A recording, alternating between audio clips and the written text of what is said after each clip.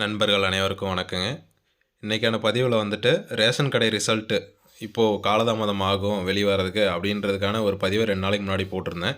அதுக்கு நிறைய நண்பர்கள் கமெண்ட்ஸில் நிறைய கேட்டிருந்தீங்க. அதில் ஒரு சில நெகட்டிவ் கமெண்ட்ஸும் வந்துருந்துச்சு. பரவாயில்ல நண்பா, அதை பற்றி நான் தேடி பார்க்கும்போது தான் எனக்கு இன்னொரு தகவல் கிடச்சிது. அதாவது என்னென்னு பார்த்தீங்கன்னா, நம்ம அமைச்சர் ஐயா வந்துட்டு செய்தியாளர்களில் சந்திக்கும்போது என்ன சொல்லியிருக்காருனாக்க, மழை வெள்ள மீட்பு பணிகள் போயிட்டுருக்கு, அதோட பொங்கல் தொகுப்பு வழங்கக்கூடிய பணிகளும் போயிட்டுருக்கு. அதனால் இப்போ வந்துட்டு ரிசல்ட் வெளியிட முடியாது அப்படிங்கிற மாதிரியான ஒரு கருத்தை தான் அமைச்சர் ஐயாவும் சொல்லியிருக்காரு.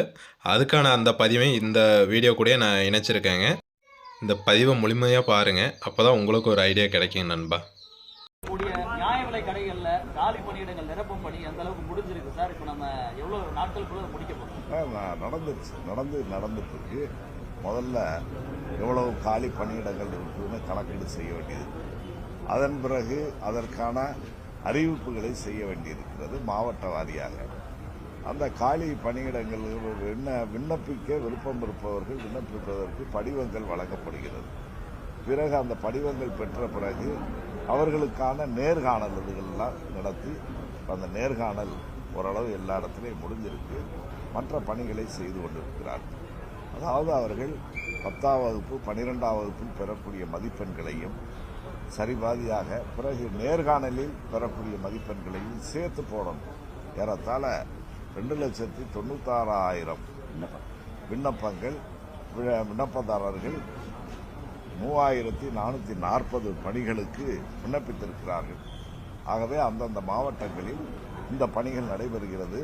இதுக்கிடையில் பொங்கல் தொகுப்புகள் இந்த விற்பனையை பண்ணுறோம்.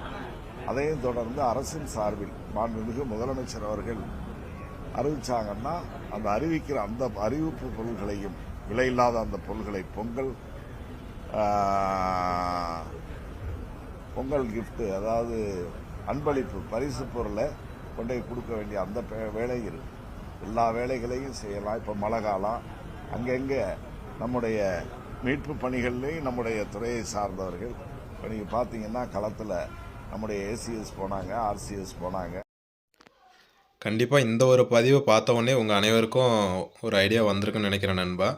இதிலேருந்து தெரியக்கூடிய விஷயங்கள் என்னென்னாக்க, இப்போ டிசம்பர் மாத இறுதியில் இறுதித் தேர்வு பட்டியல் வெளியீடு செய்கிறதுல வந்துட்டு வாய்ப்பு குறைவு தான் நண்பா.